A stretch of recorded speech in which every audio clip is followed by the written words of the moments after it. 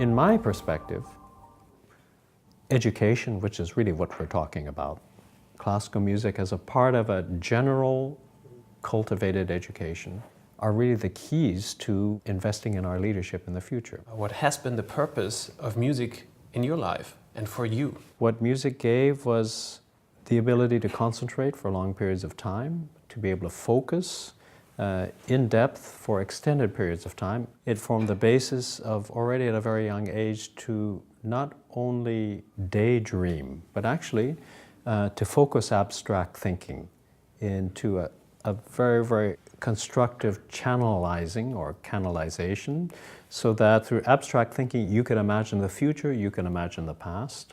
This is what you do in music. And then somehow construct a way to achieve the imagined future in real time. In my case, the net result was that it allowed me to perform academically at a much higher level, much faster level, at a much greater level of ease, and also offered entrance to a special social world, as in to be able to play in an orchestra, to play in an ensemble. And all of that access through music, I think, in the end, later, allowed me the keys or the doorway to imagine or dream of a life outside of the very small town where I grew up in. What do you think generally classical music does mean for the individual? Before we maybe turn to what it means for societies in times of turbulence or disruption. Every person has moments where life becomes very complicated and is not so easy. It's a part of a life.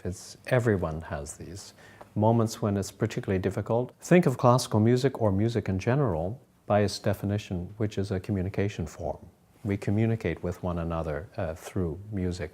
Oftentimes that communication takes place, as we know, when words fail us, when we can't find the right words. To develop character means, normally speaking, that within a moment into your life, you are obliged to confront a major challenge that, normally speaking, would be impossible to deal with.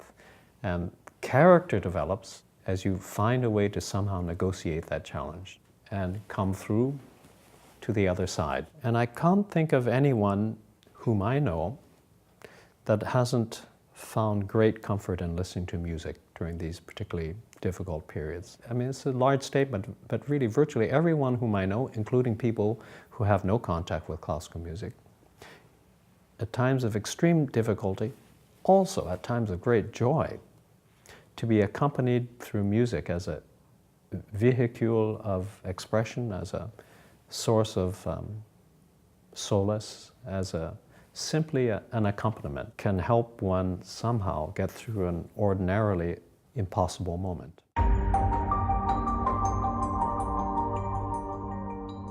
I can only say that now, as an adult with children of my own, looking backwards and looking around me, in my current position, we are obliged as artists to really interact with our public, to interact with the society at large. And especially if one has the responsibility of carrying a title like Generalmusikdirektor, it brings with it a responsibility to really actively communicate with other leaders of the community, business leaders, religious leaders, political leaders. And what has been fascinating for me to see is that for a great majority of the impressive leadership characters or personalities that I come in contact with, there has been some very strong contact with classical music, and that has me thinking very often what the consequences will be if we as a society underestimate exactly what classical music can bring to a society. It is not fair to say that young people don't like classical music because they don't even know what it is. What is more accurate to say is that many, many segments of the society, and particularly the younger generations, they have never been given the choice. If you're not given the choice, then it really is fundamentally unfair. So it's not Beethoven's fault, it's not Mozart's fault. It actually lies upon us and how we communicate it, how we present classical music, whether or not we subscribe to education or not. What can we do to open the eyes and the ears of the people in society of the values of music? The question of how do we maintain a relevance, we ask it every single day, and we debate it every single day. And how we answer it, with new initiatives, new ideas, it's part of how we address, once again, how we present classical music. We have something that we call a gray hair syndrome, where our audiences are getting grayer and grayer instead of younger and younger. We decided it's a terrible failure to underestimate youth. When you're young, it's when you're the most curious. It's when you're the most open-minded. It's when you're the most courageous. It's when you're willing to try things. Every program we decided to put under the microscope and ask the question, does it have integrity and does it break the status quo? So for us, education and non-compromise. I guess that's the answers that we are founding. Invest in education. Don't underestimate the public.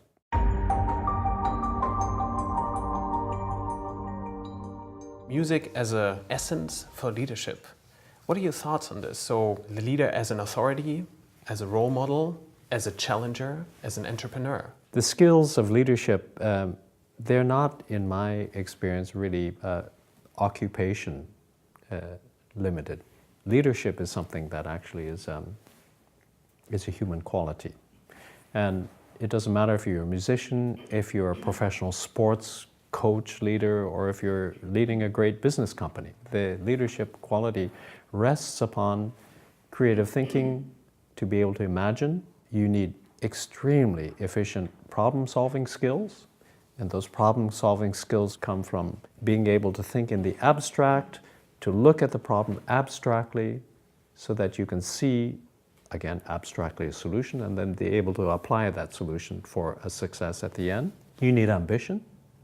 And with that ambition, you need to really think of, at the same time, your own personal ego, but just as importantly, the collective as well, because as a leader, you cannot have success personally unless your collective has come with you to produce that success. So it's that entrepreneurship, but also social awareness. They work hand in hand together. Leadership means you're able to inspire and somehow motivate others to work towards a common goal. That has always been an important part of how societies move forward and how they develop.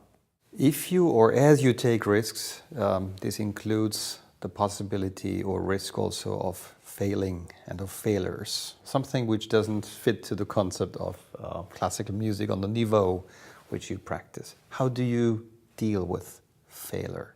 In both the business world and in the music world or the creative world, failure, it can be defined in different ways. I think that generally leadership needs to take the concepts of failure or success within a much broader context, within a much longer line of development and execution. In that way, perceived failures can be used as a propellant, as a way to go forward, and sometimes much more effective impulse to go forward than a so-called successful moment.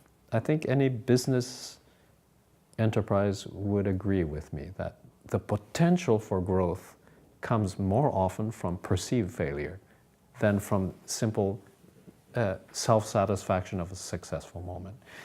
In fact, business and art, when we are enjoying prolonged perceived success, it can be very dangerous because the competition will then, at that moment, use the opportunity to leapfrog or go faster. So these terms for leadership, we need to look at them very coldly, very objectively, and very cruelly.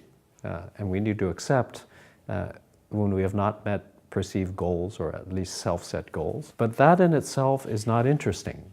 What is interesting is how we respond to that situation.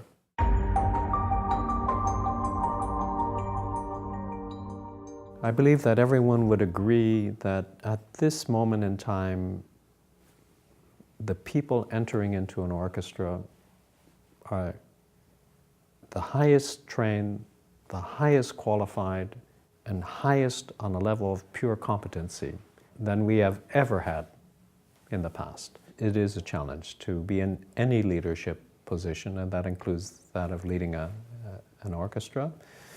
Particularly in an orchestra, because your colleagues are so highly trained that they can very legitimately say, well, my idea of how this particular piece goes is just as legitimate as yours. Perhaps in some cases they're even more qualified than the conductor. But that kind of is beside the point. In life, you always are obliged to work in situations where there are different levels of competence, when there are different levels of proficiency. My style is now, finally, I am of a certain age. I have learned that what people will always respond to is if you're being honest, if you are being yourself. And what people will equally respond to is whether or not you're lying. If you're trying to be something that you're not. If you're trying to be tough, but actually you're not tough. Or if you're trying to be soft, but actually you're not soft. If you're trying to be friendly, but actually you're not friendly. If you're just simply trying to be something you're not telling the truth. And I've learned that people, especially highly competent colleagues, they feel that instantly. So to me, it's not so easy as a matter, oh, are you soft? Are you friendly? Are you tough? Are you hard? It actually has to do with what you believe in and whether or not you can communicate to the colleagues. If you and your colleagues are thinking in the same way, even if a colleague may not agree with you, the purpose is clear, and that's enough.